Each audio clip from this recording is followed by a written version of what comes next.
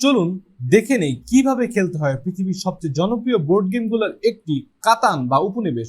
যদি আপনি আগে কখনো এই গেম না খেলে থাকেন, চিন্তার কিছু নাই। এই ভিডিওতে আমরা শুরু থেকে শেষ পর্যন্ত পুরো গেমের নিয়ম খুব সহজভাবে বুঝে নেব। কাতান বা উপনিবেশ একটি স্ট্র্যাটেজি এবং রিসোর্স ম্যানেজমেন্ট বোর্ড গেম, যেখানে সব খেলোয়াড়রা একটা দ্বীপে বসতি গড়ে তোলে। গেমে আপনাকে করতে হবে তিনটি প্রধান কাজ।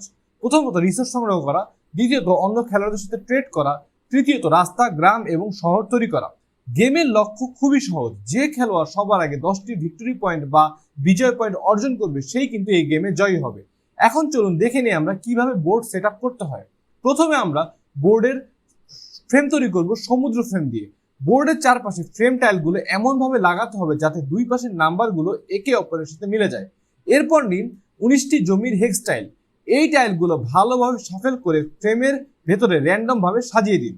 এই টাইলগুলো বিভিন্ন ধরনের জমি নির্দেশ করে, যেমন আছে জঙ্গল টাইল, যা কিনা কাঠ সম্পদ প্রডিউস করে, ইট ভাটা ইট সম্পদ প্রডিউস করে, রত্নখনি রত্ন সম্পদ প্রডিউস করে, ধান ক্ষেত ধান সম্পদ প্রডিউস করে, খামার গরু সম্পদ প্রডিউস করে, এবং মরুভূমি টাইল, যা থেকে কোনো সম্পদ প্রডিউস হয় না।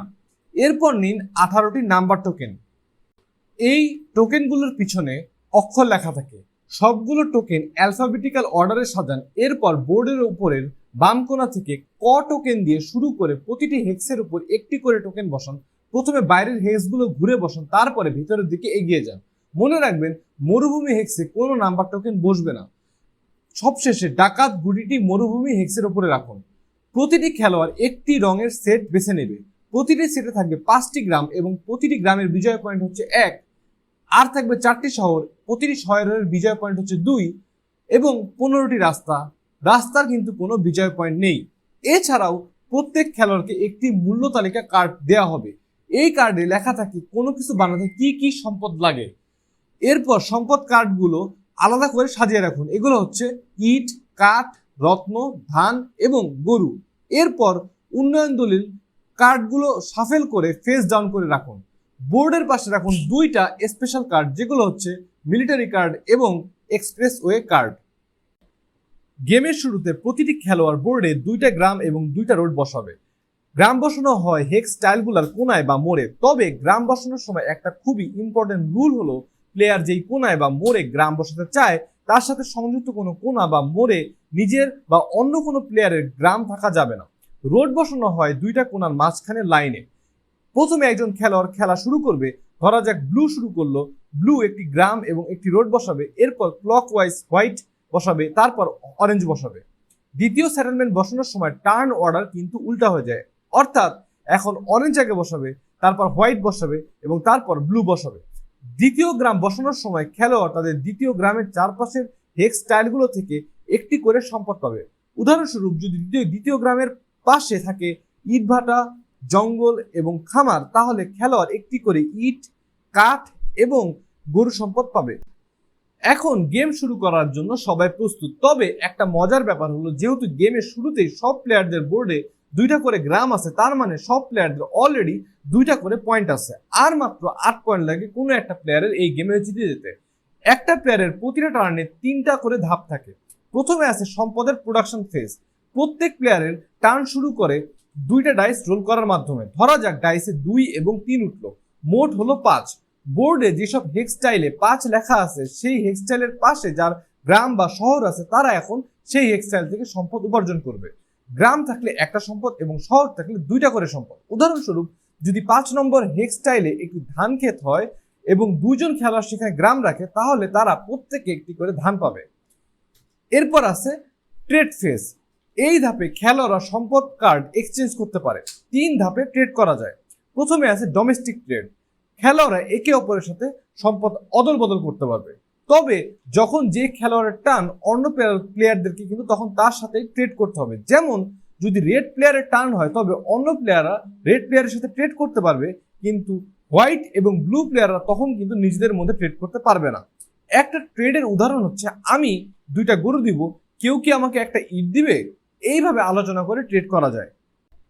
চাইলে ব্যাংকের সাথেও ট্রেড করা যায়। সেক্ষেত্রে নিয়ম হচ্ছে 4টি একই ধরনের সম্পদ দিয়ে যে কোনো একটি সম্পদ ব্যাংক থেকে নেওয়া যায়। বোর্ডের চারপাশে কিছু নৌকা ঘাট আছে। যদি কোনো খেলোয়াড় নৌকা ঘাটের পাশে গ্রাম বা শহর বানায় তাহলে সে কম সম্পদ দিয়ে ব্যাংকের সাথে ট্রেড করতে পারে। দুই ধরনের নৌকাঘাট আছে, একটা হচ্ছে 3:1 নৌকাঘাট, যার মাধ্যমে আপনি তিনটি একই ধরনের সম্পদ ব্যাংকে দিয়ে যে কোনো একটি সম্পদ নিতে পারবেন। আর আরেকটি হচ্ছে 2:1 নৌকাঘাট, নির্দিষ্ট কোনো ধরনের সম্পদ ব্যাংকে দুইটি জমা দিয়ে তার বদলে একটি সম্পদ নেওয়া যায়। এরপর আসে বিল্ড ফেজ। এই ধাপে খেলোয়াড়রা সম্পদ ব্যবহার করে নতুন স্ট্রাকচার বানাতে পারে, যেমন রোড বানাতে লাগে একটি কাঠ এবং একটি ইট, গ্রাম বানাতে লাগে একটি কাঠ, একটি ইট, একটি ধান এবং একটি গরু। গেমের সেটআপের সময় প্লেয়াররা যে দুটি গ্রাম বানিয়েছে ওই দুটি গ্রাম বাদে অন্য সকল গ্রাম বানানোর সময় আগের গ্রাম বানানোর নিয়মগুলোর সাথে আরো একটি নতুন নিয়ম যুক্ত হবে, এবং তা হচ্ছে এমন জায়গায় গ্রাম বানাতে হবে যা তার রোড দ্বারা কানেক্টেড। দুটি ধান এবং তিনটি রত্ন খরচ করে একটি গ্রামকে আপগ্রেড করে শহর বানানো যায়। তার সাথে মানে যেখানে আপনি আপনার অলরেডি একটা গ্রাম আছে, আপনি চাইলে সেটাকে আপগ্রেড করে একটি শহর বানাতে পারবেন। শহর কখনো ডাইরেক্টলি বসানো যায় না। উন্নয়ন দলিল কার্ড কিনতে লাগে একটি ধান, একটি গরু এবং একটি রত্ন। উন্নয়ন দলিল কার্ড দিয়ে কি হয় তা আমি একটু পরে ব্যাখ্যা করছি। ডাকাত বা রবার, যদি ডাইসে কারো 7 আসে সাথে সাথে তখন ডাকাত সক্রিয় হয়। প্রথমে যাদের হাতে 7টির বেশি সম্পদ কার্ড আসছে তাদের অর্ধেক ডিসকার্ড করতে হবে। এরপর যে খেলোয়াড় 7 রোল করেছে সে ডাকাতকে বোর্ডের অন্য কোনো হেক্স স্টাইলে সরাবে, এবং সেই হেক্স স্টাইলের পাশে যদি অন্য কোনো প্লেয়ারের গ্রাম বা শহর থাকে তবে তার থেকে একটি র্যান্ডম সম্পদ কার্ড ছিনিয়ে নিতে পারবে। যদি একের অধিক প্লেয়ারের গ্রাম বা শহর ওই হেক্স স্টাইলের পাশে থাকে তবে তাদের মধ্যে থেকে যে কোনো একজন এর থেকে একটি সম্পদ কার্ড ছিনিয়ে নিতে পারবে। এছাড়া ডাকাত বা রবার যে হেক্সে থাকে সেখানে রিসোর্স প্রোডাকশন বন্ধ হয়ে যায়, তাই এইটা দিয়ে চাইলে অন্য কোনো প্লেয়ারের ব্যবসা বন্ধ করে দেওয়া যায়। উন্নয়ন দলিল কার্ডগুলো অনেকটা শেয়ার মার্কেটে ইনভেস্টের মতো, এতে বিভিন্ন ধরনের সুবিধা পাওয়া যায়। যেমন পার্পল কার্ডগুলো হচ্ছে পুলিশ কার্ড, যা আপনি ব্যবহার করলে ডাইসে 7 না ওঠা সত্ত্বেও ডাকাতকে সক্রিয় করতে পারবেন।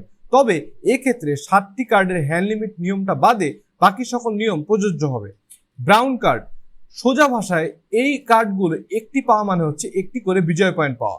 গ্রিন কার্ড, এই কার্ডগুলো আপনাকে বিভিন্ন ধরনের সুবিধা দিতে পারে, তবে এই টিউটোরিয়ালে আমি সব ব্যাখ্যা না করে শুধুমাত্র একটি দিয়ে উদাহরণ দিব। যেমন দখলদারি কার্ড, এই কার্ডটি আপনি ব্যবহার করলে একটি সম্পদের নাম বলবেন, যেমন রত্ন, সাথে সাথে অন্য সব প্লেয়ারের কাছে যত রত্ন আছে আপনাকে দিয়ে দিতে বাধ্য হবে। উন্নয়ন দলিল কার্ড ব্যবহারের ক্ষেত্রে একটি নিয়ম হলো আপনি কার্ডটি পাওয়ার সাথে সাথে ব্যবহার করতে পারবেন না, এটিকে আপনার নেক্সট টার্নে ব্যবহার করতে হবে। গেমে আছে 2টা স্পেশাল কার্ড। প্রথমে আছে এক্সপ্রেসওয়ে। গেমে প্রথম যেই প্লেয়ার টানা 5টি রোড বানাবে সেই প্লেয়ার কিন্তু এই কার্ডটি পাবে। এটি পাওয়া মানে হচ্ছে 2টা বিজয় পয়েন্ট বা ভিক্টরি পয়েন্ট পাওয়া। বাট এরপরে যদি আবার অন্য কোনো প্লেয়ার তার থেকে একটি রোড বেশি বানায় ফেলে তখন কিন্তু সে এই কার্ডটি নিয়ে যাবে এবং তখন এই 2টা বিজয় পয়েন্ট তার হয়ে যাবে। এই কার্ডটি আবার ফেরত পেতে চাইলে সেই প্লেয়ারকে আবারও ওই প্লেয়ারের থেকে আরো একটি রোড বেশি বানাইতে হবে। এরপর আছে মিলিটারি কার্ড। গেমে সবার প্রথম যেই প্লেয়ার 3টি পুলিশ কার্ড ইউজ করবে সেই কিন্তু এই কার্ডটি পেয়ে যাবে, এবং এটি পাওয়া মানেও এক্সপ্রেস ওয়ে কার্ডের মতো 2টি বিজয় পয়েন্ট পাওয়া। এবং এক্সপ্রেস ওয়ে কার্ডের মতোই অন্য প্লেয়ার যদি আবার একটি বেশি পুলিশ কার্ড ইউজ করে তখন কিন্তু সেই কার্ড নিয়ে যাবে এবং সেটা আবার ফেরত আনতে আগের প্লেয়ারকে তার থেকে আবার একটি বেশি কার্ড ইউজ করতে হবে। এইভাবে এই গেমটি চলতে থাকবে। খেলোয়াড়রা রাস্তা বানাবে, গ্রাম তৈরি করবে, গ্রাম আপগ্রেড করে শহর বানাবে, উন্নয়ন দলিল কার্ড কিনবে, এবং যেই প্লেয়ার সবার আগে 10টি ভিক্টরি পয়েন্ট বা বিজয় পয়েন্ট অর্জন করবে সেই এই গেমে বিজয়ী হবে।